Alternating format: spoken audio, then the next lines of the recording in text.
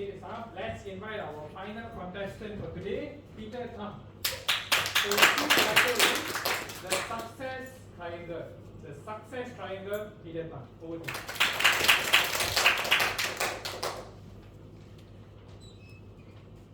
When I was first approached to take part in this humorous speech contest, the first thought that comes to my mind is, are you sure you got the right person?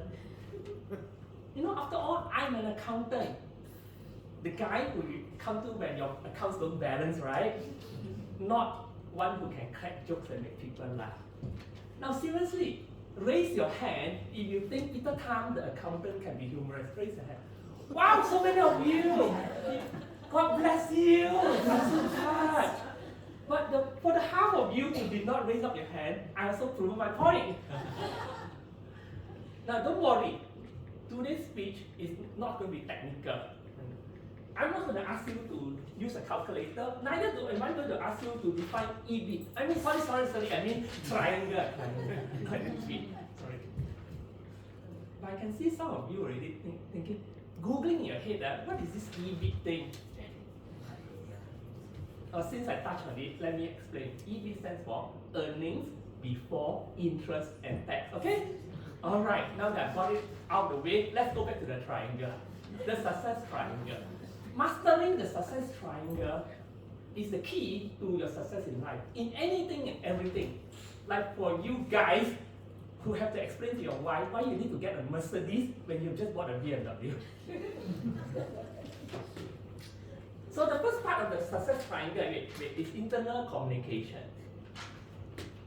Have you ever had these moments where you were so confident that you can do something, then suddenly the little voice in your head will say, are you sure? Are you really sure? Have you got moments like that? Yes. For me, it happens all the time. I remember years ago when I was a financial controller, having to present a management report to the whole entire senior management team. I was confident. I had got the report, the figures, the PowerPoint slides all done. Right in the middle of the presentation, suddenly this little voice comes to my head. Do you remember to adjust for Forex or not? And are you sure this is the right figure? This is not the last month's figure. Right in the middle of that, I began to cold sweat. Like the guy who just realized he missed 10 calls from his wife because his phone was on silent. Have you had moments like that? So, the first part of the triangle is called internal communication. Master that little voice and tell it to shut up. Second part of the triangle is called EK, external communication. Have you ever had moments where you need to explain something technical to somebody who just don't get it? I remember calling up my wife once, when during the audit season, I had to stay back late. Hello dear, I'll be back home tonight. What again? It's been 1 week. What does these auditors do anyway? Dear, they are here to check that the accounts show a true and fair view. What? It takes 7 days for them to check that your accounts are correct? I was speechless. How do you even answer questions like that? But have you ever noticed that I didn't say my accounts are accurate? I said my accounts show a true and fair view, not accurate. Do you know why? Because our accounts can never be accurate. Now you are thinking, are you sure, Peter? What kind of profession is this? I am serious. Our accounts can only be true and fair, not accurate. This is an art, not science. There was once an ACCA question, just have 7 words, yeah?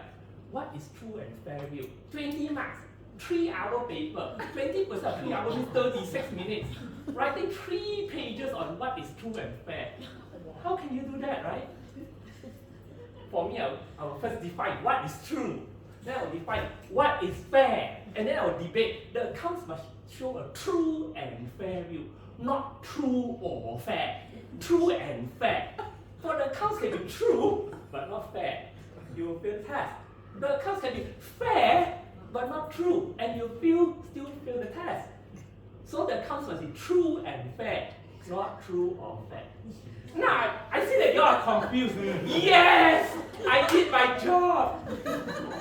We accountants are very good in doing one thing, right? Confuse people. Now you know why it takes 4 years to study to become an accountant. It takes time to learn how to confuse people and still look smart. And the third part of the triangle is technical knowledge. But since you all know what is technical knowledge anyway, I won't delve much into it. But what good is it to be technically sound, but you cannot master this little voice in your head and communicate what you know to others? Am I right? So in conclusion, to be successful, you need to master 3 things. Number 1, internal communication. How to talk to yourself without making yourself crazy.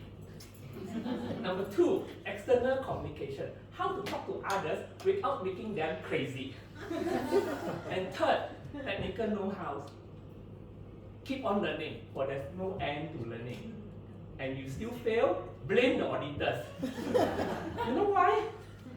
They are just too busy, they can't defend themselves. Back to you.